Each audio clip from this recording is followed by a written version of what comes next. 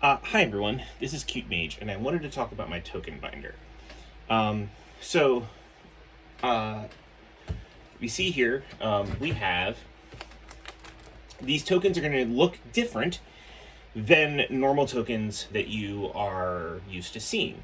First of all, they have a plain white background instead of the fancy background. They don't have the leaves, but importantly, they don't have the token text. They just have the name and the symbol. Now, I'll admit, I did this for myself because I never look at the token text while storytelling. I have a script right next to me at all times in the other half of the Grim. I just look at that if I need to do it. So I don't need that stuff. This is the most important information, and also it puts the symbol even more visible, which is good because that's how I see tokens. Is a lot of by the symbols. So you can see all the reminder tokens are also created. And this, it allows both experimental and base 3 here.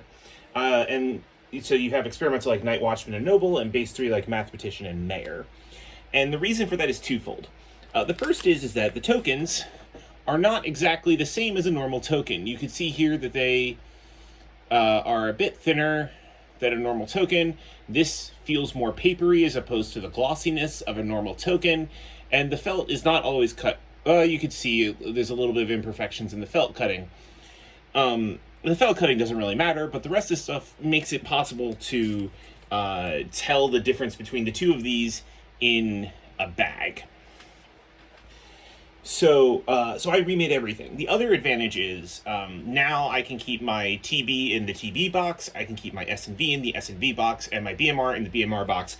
I don't have to go through all of my binder to try to find the 3 base scripts. Now the nice thing is that making your own tokens allows you to make some adjustments. The first thing is when Acrobat got made a townsfolk. Hey, look at that! I just moved it to the townsfolk, right? Whenever there's a wording change, I don't have to worry about changing my token. It also allows me to make just little adjustments for my own benefit. So, for instance, I hate the fact that the butler is called the person the butler is voting with is called the master. So I have instead a buttled token, just basically saying, hey, this is a better term for it. It's the only thing I've renamed, really. But it allows a bunch of other outsiders. You may notice that some of the outsiders are a little off, and we're going to get to that in a little bit. But going through, we have here minions. These aren't townsfolk. I have the full marionette, even though it almost never gets used. But it allows me to do things like have the Jean as soon as the Jean got released, right? I made this token pretty quickly after the Jean came out and had it for running games, which is nice. I just had a perfect Jean token that fits with everything else, right? It's not perfect to Clocktower standards, but it is perfect to everything else I have. In addition, it allows me to make unofficial reminder tokens, like this Widow No token, because this is actually something you do need to keep track of during the game. And while official prints have not done it yet, it's good to do. Then we get to demons, and demons have 5 million reminder tokens because that is how demons work. If I were to redo this, I would just make a generic demon dead token, and maybe make like 2 of them in case of different demons. We have here, you can see this is what the old version of my experimental tokens, this was what something else made. See if I can pull it out here.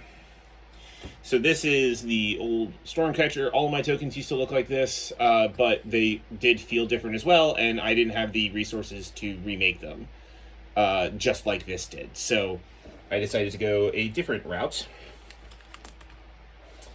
But it also lets me do things like this. Like this is all of the characters in the Bazaar, which is a homebrew character compilation put out by Patters and I think it's Alex S., the creator of Fall of Rome, among other people as well. And I realized afterwards I didn't actually need to print out this not in play, because I could just, with these tokens, put the actual not in play character in the bag, but I did it, and that's what's happening. So this allows me to run these characters in person, which I haven't done yet, but I plan to. I really shouldn't be allowed to have access to the Skeptic, but, you know, whatever. I also have a homebrew script. So this is my script based around the Duchess. So there's always a Duchess in play, and some of the characters build around the Duchess, and so these aren't amazing images, but they serve their purpose well enough. People might recognize that these are from GameIcons.net. And, you know, I have all of these ready to go. In addition, I have some other scripts, regular scripts that are currently in my Grim, which I do not feel like getting out at the moment, that work in similar ways. I have all of Catfishing in a box. I have all of Harold Holt's Revenge in a box.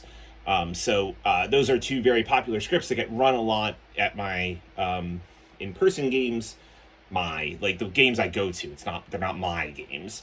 At the Philly group. So it's easy to just hand off, hey, you want to run Harold Holt's Revenge? Have this box. It's got everything in it. So I need to make some tokens. And so I'm going to go through my process of making them. Let's toss this over there for the moment. All right. So here are some tokens I need to make. So you can see here, and I'm just going to line it up. I have a couple tokens I need to make. You may have noticed going through that there was no professor. I have no clue where that professor token went, so I need to remake it. The drunk, the lunatic, the plague doctor, and the recluse were all a little miscut. I would like to fix that. I don't have a gnome token. I actually have some really nice travelers made by Alexis of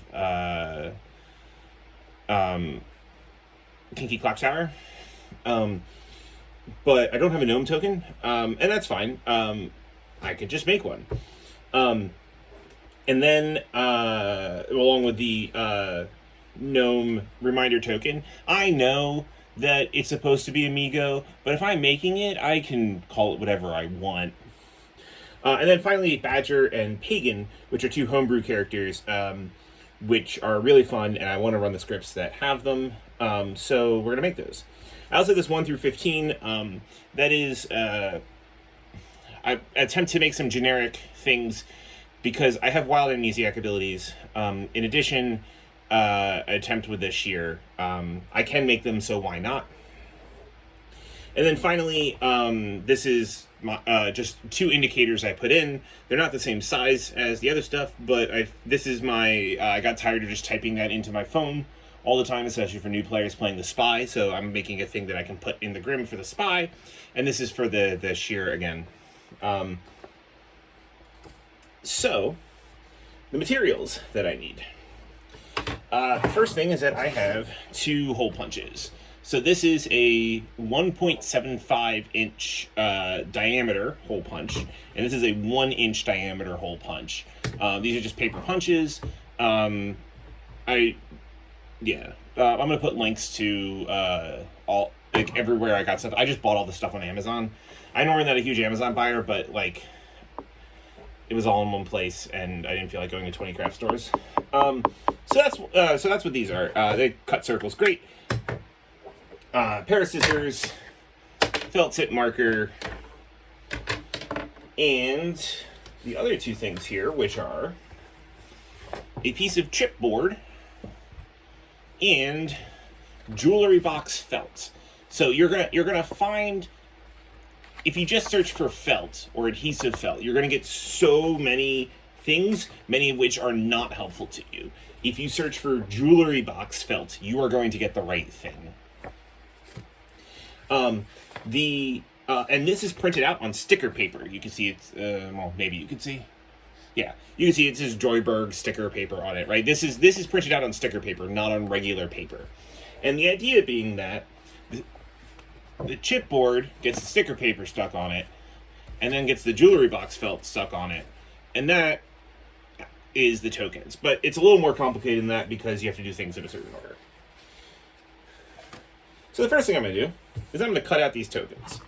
And I'm going to cut out one row of each of these just for the purpose of the video. But you line up, and hopefully don't screw up as much as I screwed up the outsiders the first time. Oh, I do need to cut off a bit of the border.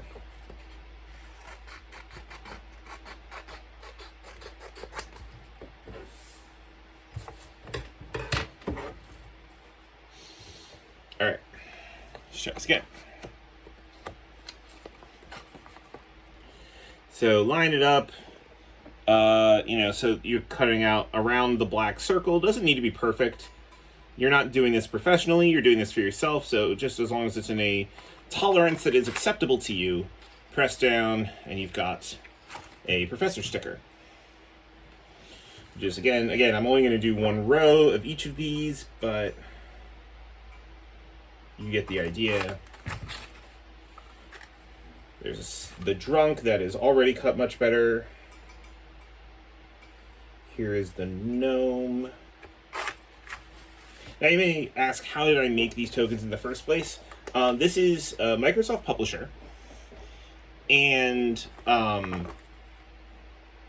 I just made a circle, put in some text, and put the image in. Like, it was very straightforward. If you're the kind of person who likes doing this stuff on PowerPoint or Google Slides, good on you. Sure, feel free. And you could probably do it on there too. I'm not going to give you the files that I'm using for this because TPI art is not my art. But it is incredibly easy to recreate. And I might give a blank circles document depending on how I feel when this video goes up. So I'll do the same with the reminder tokens. I'll just put that over to the side for now.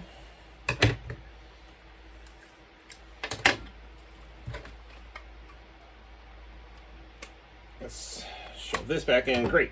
So now I can cut the reminder tokens. To get the images of the various tokens, the wiki has easily accessible images for all of these tokens, for all these characters. So you can get the actual gnome token from there. If you're going to use those characters again, you can't sell them. You can't, you can't do anything commercial with it, and probably shouldn't be passing it around for free on the internet. But if you recreate the images, then everything is up to you. If you're having trouble for other characters, like the, you want to use someone's homebrew character and they made the icon for it, and you want to use that icon, a trick is that you can go into the JSON file. Like if they gave a JSON file for the ability to run it, you can go into that and grab the image that they use. JSON files are human readable. Did I screw that up? No, everything's fine. JSON files are human readable. You just have to learn a little bit, but you can play around with a couple homebrew files and find everything you need.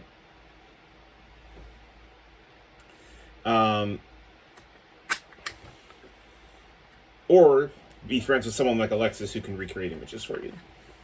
One of the two.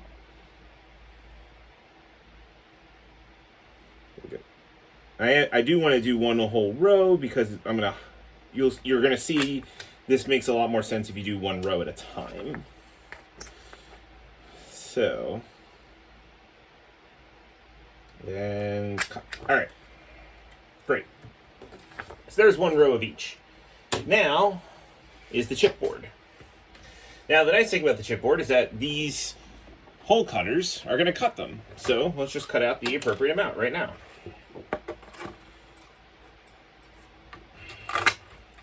One, two. It didn't sound like it had gone through, but it did.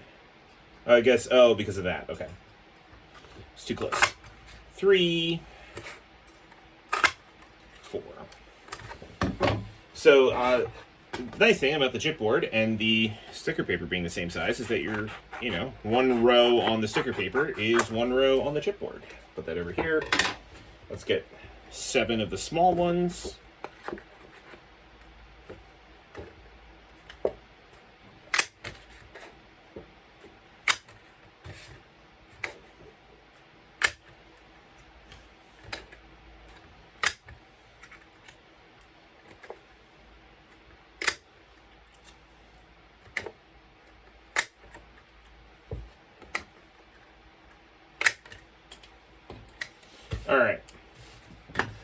So now, go ahead and peel off the back of the sticker paper and place it on these circles.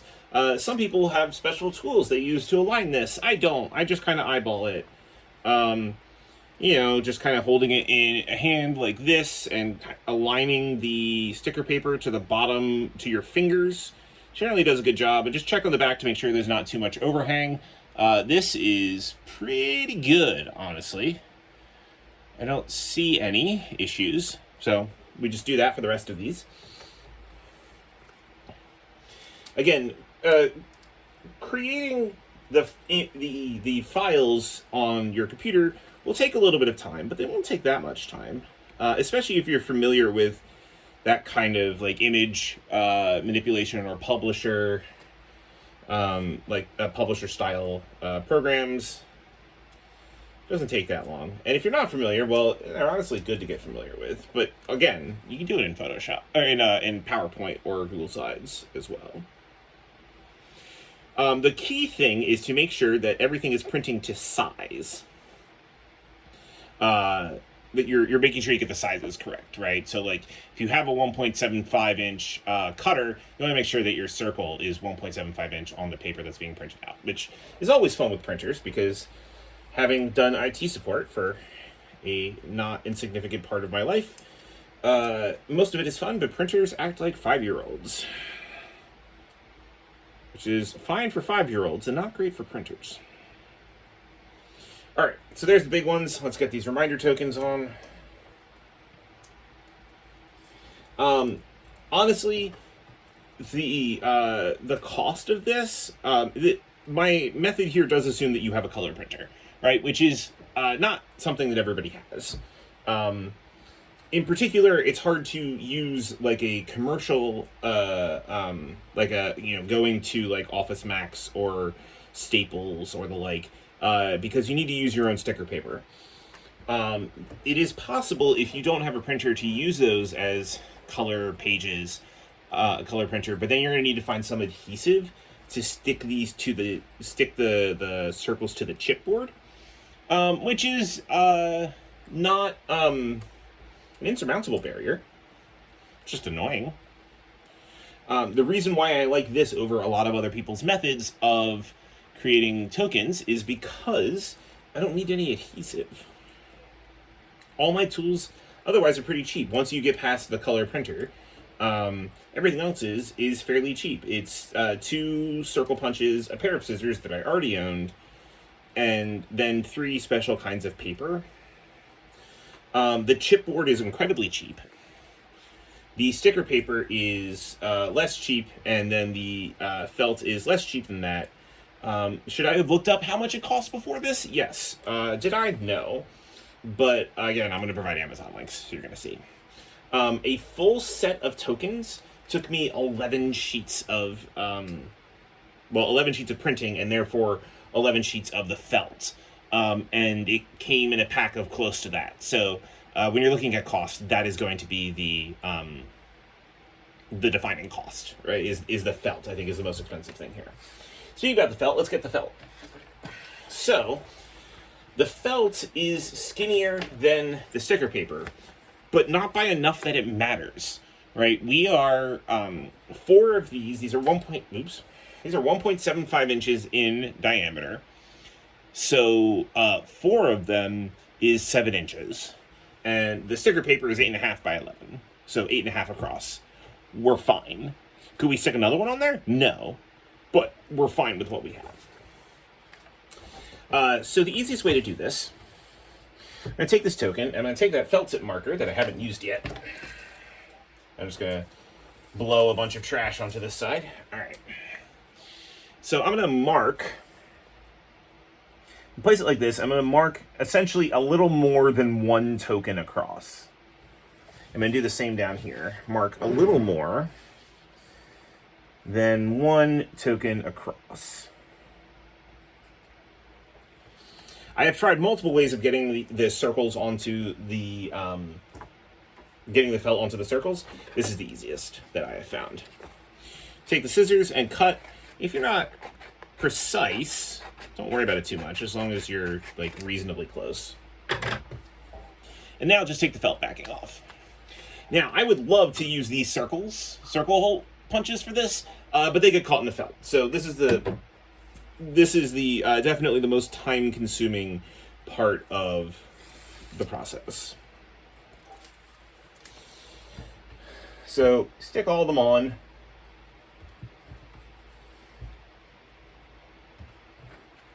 By the way, for people who wonder why, who know what the Badger is and wonder why I only have one of them, that's because I'm just going to be turning everyone's tokens upside down when they die.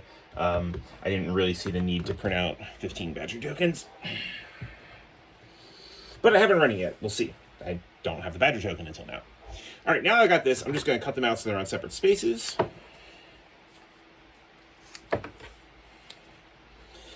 And then just cut around. And I'm going to grab this. I'm going to use it to stick my scraps of adhesive. Unfortunately, there's nothing you can do. Some adhesive's going to be wasted because you're sticking circles, right? Like, you can't pack circles like you can rectangles, so there's always going to be some extras. Just cut off part there. Cut off part there. Yeah, I'm in shot. There we go. And that is not a perfect cut on the back. You're going to see there's a little, there's a little bit of flatness, right? Like, there's a little bit of, like, uncovered, but honestly, from the point of being able to feel them in a bag, no one's going to be able to do that. Like, this is all definitely fine. So, you know, we just cut that out. And I'm going to keep doing these because I want to have an accurate portrayal of how long this takes, right? So you can get an idea. And again, your first attempts are going to take a little bit longer, especially if you're not familiar with the materials, not familiar with the cutting. But then once you get the hang of it, I mean, you'll be, if you're doing a full set of them, you're going to be cutting 175 tokens, or something along those lines. You're cutting a lot of tokens is the point. I forget where we're at now. And one thing I would recommend is if you want to do this, start with your favorite script. I put the drunk on, misaligned it. Let's just put it like, as funny as it is to misalign the drunk, that is, do fix it. Pick like your favorite script, which is why I have catfishing in there in the first place, because I started with picking catfishing. And just printed that out, and I learned a lot from that process. For instance, I made the character tokens too small. And so, which seemed fine, and then it was very awkward when I started having travelers. The last of the 4 here. Zoop, zoop, zoop.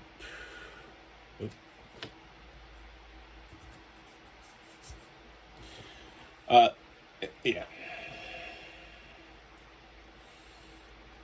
All right, and now I have 4 character tokens. So I'll do that for the other 8, but not on video because you don't need to watch me do it. But I will do the whole process again, but for the reminder tokens. So same thing, get your felt, and on the back, you're going to mark a little bit more than 1 token. So like that. And like that. No, I just do a little more. The Sharpie's not going to be on the final product because you're pulling this backing off anyway. So everything's fine.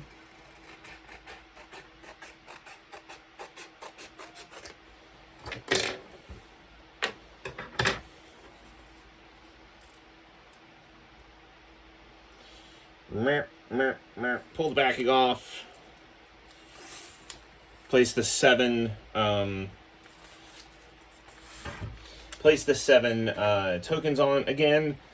These are 1 inch in diameter, so our 8-inch sheet has 7 inches of token. So again, plenty of space.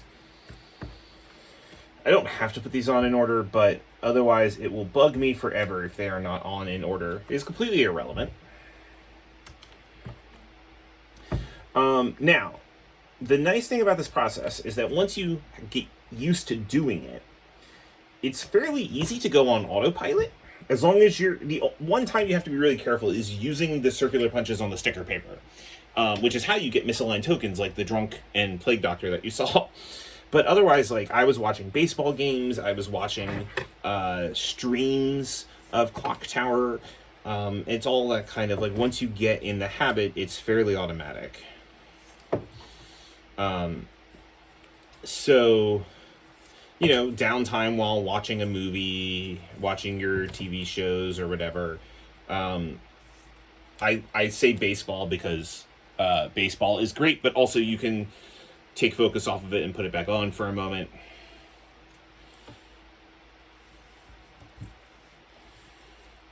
Cut it, whatever, you know, whatever it is, whatever your background distraction is, put on Spotify, you know. I'd say Taylor Swift songs, but if there's Taylor Swift songs on, you're probably just going to sing to them anyway, so it's maybe not the best idea. I did a little bit bad job cutting this Nomi, so I'm just re-going over the edges. The nice thing is that reminder tokens are even less important about getting the cuts right on because they never go in the bag, unless you've got some stupid amnesiac thing, in which case, you know, all the power to you.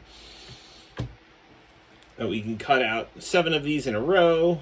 You do have to be careful about the felt sticking to itself, but I think I'll just be able to cut around that. Yeah, there we go. Cut around it. Then, of course, the next trick is organizing them, but I'm not going to go over that in this video because it's not really important for what I'm doing here. Again, if you're just trying this out, go make your favorite script as one like set of things, like, or one script that you've always really wanted to try, that you want to be like known for storytelling. And if you don't have any idea, catfishing is always a great idea. Catfishing is, you know, it's got its flaws, but it's a cool script, and it's a great way to start doing customs.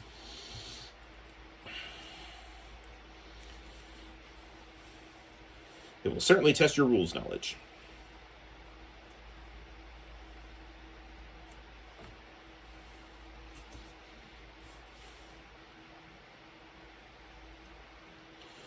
Almost there. We're more than halfway. I've got 3 more of these to do.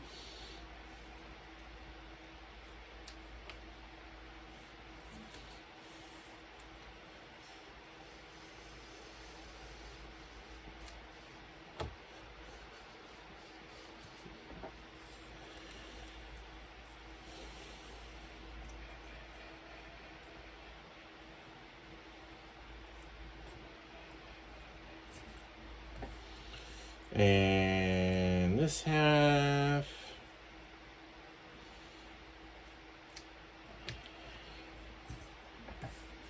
And then finally,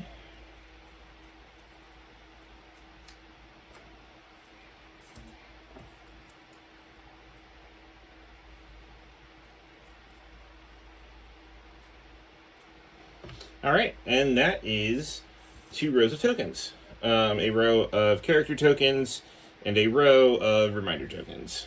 And yeah, it takes some time. Like, I'm not going to pretend that this was quick. You're going to see how accurately long it took me after having done this process a bunch by just looking at the time code on this video. But it can be really worth it. I've run a bunch of customs with my tokens, and I'm super happy with them. And I know I will continue to update it for more and more things I want to do. So, thanks for watching. If you have any questions, please feel free to leave them in the comments or hit me up on Discord, and I'll happy to answer whatever I can. Have a good day.